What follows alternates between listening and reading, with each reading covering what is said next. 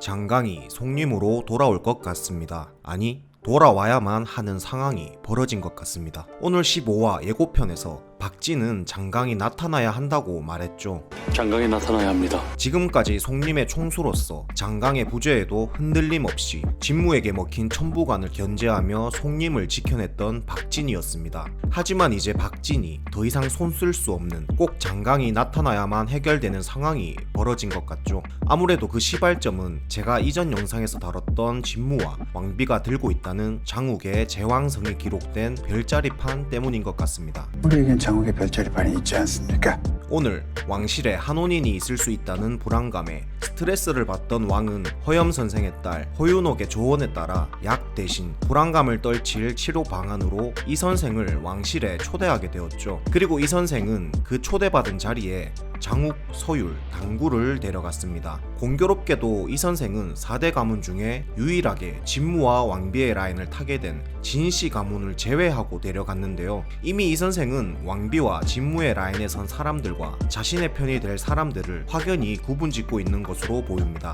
물론 진씨 가문 출신이지만 현재 가문에 속해 있지 않는 부연이는 이 선생이 따로 챙기고 있죠. 결국 이 선생은 4대 가문의 후손들, 즉 천하사계 모두를 자신의 편으로 아우르고 있음을 알 수 있었습니다. 그리고 이 선생은 왕에게 바칠 진상품을 허염에게 시간에 맞춰 술시에 왕실로 보내라고 했습니다. 여마, 내가 분부해둔 것을 시간에 맞춰 궁으로 보내거라. 술시다 이놈아. 자, 여기서 술시는 시간을 뜻하죠. 이 선생이 궁으로 선물을 보내라 했던 술시는 오후 7시에서 9시를 뜻합니다. 이 선생이 왕에게 바칠 진상품이 무엇일까요?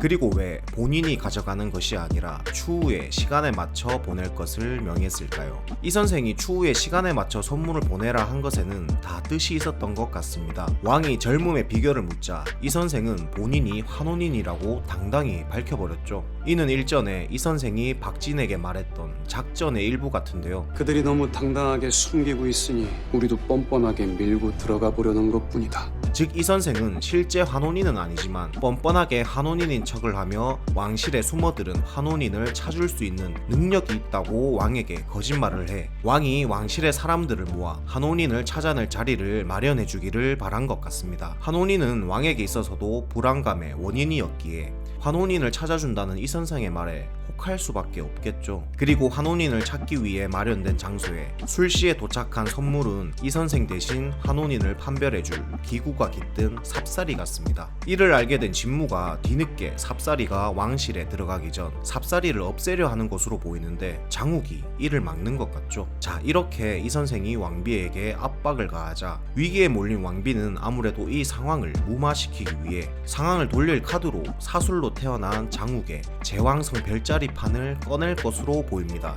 예고편에서 진무가 사슬로 태어난 제왕성이 드러나면 속림을 끝장이 날 것이다 라고 말한 것을 보면 이 불씨가 속림으로도 튈 것 같죠. 자, 진무와 왕비는 장욱이 제왕성을 타고났으며 왕과 장강의 환혼, 즉 사술로 태어난 왕의 핏줄이라는 사실을 현재의 왕에게 알려 장욱이 앞으로 왕실에 위협이 될 것이고 존재 자체가 역적인 것으로 몰고 갈 것으로 보입니다. 세자의 경우 지금까지 보여준 장면들로만 봤을 때는 크게 휘둘리지 않을 것 같은데 계속된 불안감에 정신이 피폐해진 왕의 경우 왕비의 가머니설에 홀라당 넘어갈 것 같죠. 결국 장욱은 제왕성을 타고난 역적으로 몰리게 되고 이를 구할 사람은 왕과 직접 환혼을 했던 장강 본인이 나타나는 방법밖에 없는 것이죠. 장강이 장욱은 왕의 아들이 아닌 자신의 아들이 맞음을 확인시켜주는 방법이 가장 확실한 방법이니까요.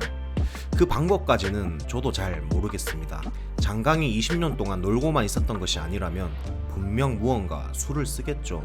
혹은 제왕성의 또 다른 의미를 알고 있는 이 선생이나 박진이 제왕성의 참된 의미를 말해주며 장욱이 타고난 제왕성은 왕이 될 제왕성이 아니라 환란을 구할 제왕성이라는 것을 알려줄 수도 있을 것 같습니다. 자, 실질적으로 장욱의 아버지와 같은 역할을 했던 박진이 장욱의 진짜 아버지를 기다리는 꼴이 되었죠. 그리고 실제로 장강이 나타난 것 같습니다. 예고편에 이 후드를 뒤집어 쓴 사람 수염을 보니 장강일 확률이 높죠. 그리고 그의 모습 뒤로 드러난 저 다리, 바로 장욱과 무더기가 대화를 나눴던 그 다리입니다. 장강이 대호국에 도착한 것은 확실한 것 같네요. 이 사람이 장강이 맞다면 말이죠. 아무래도 장강은 사라진 20년 동안 서율이 오늘 보여줬던 새를 통해 연통하는 방법으로 대호국의 소식을 꾸준히 받아보지 않았을까 싶네요.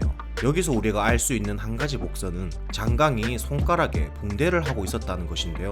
이 붕대가 술법을 연마하다 다치게 된 것인지 아니면 어떤 특별한 이유가 있는 것인지는 추후에 다뤄지겠네요. 여기까지가 저희 내피셜이었고요. 여러분들의 생각은 어떤지 자유롭게 댓글을 달아주세요. 자, 다음 15화 16화에서는 장강이 그동안 어디에 숨어 있었는지, 사리촌에서 무더기는 어떻게 살아왔던 것인지에 대해도 얘기가 다뤄질 것 같습니다. 그럼 저는 다음 영상으로 빨리 돌아오도록 하겠습니다. 채널 구독은 영상 제작에 정말 큰 도움이 됩니다. 구독하시고 저와 같이 환혼을 정주행해봅시다.